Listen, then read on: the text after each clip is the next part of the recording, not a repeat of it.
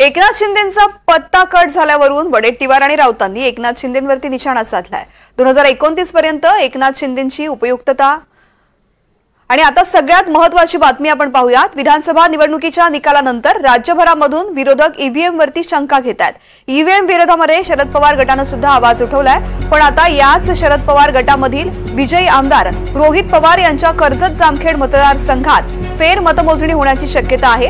याचं कारण भाजपचे पराभूत उमेदवार राम शिंदे यांनी फेर मतमोजणीची मागणी केली आहे आणि फेर मतमोजणीसाठी राम शिंदे यांनी 8 लाख रुपये भरल्याचीही माहिती मिळते।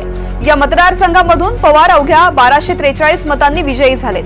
रोहित पवारांच्या विरोधामध्ये असणारे भाजपचे राम शिंदे यांनी 8,02,400 रुपयांचं शुल्क फेर मतमोजणीसाठी भरलेलं आहे। याशिवाय जिल्ह्यामधील राष्ट्रवादी काँग्रेसच्या 3 पराभूत उमेदवारांनीही लाखो रुपयांचं शुल्क भरून पडताळणीसाठी अर्ज दाखल केले। रोहित पवारांचा 1243 मतांनी विजय झालाय। राम शिंदे या ठिकाणी पराभूत झालेत, मात्र त्यांनी आता फेर मतमोजणीची मागणी केलेली आहे।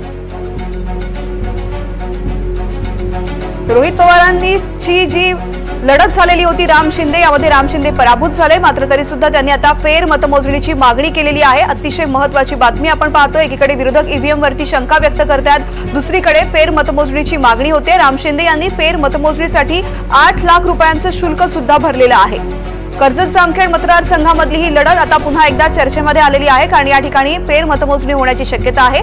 भाजपचे पराभूत उमेदवार राम शिंदे यांनी फेर मतमोजणीची मागणी केली आहे। फेर मतमोजणीसाठी त्यांनी 8 लाख रुपयांचं शुल्कही भरलंय।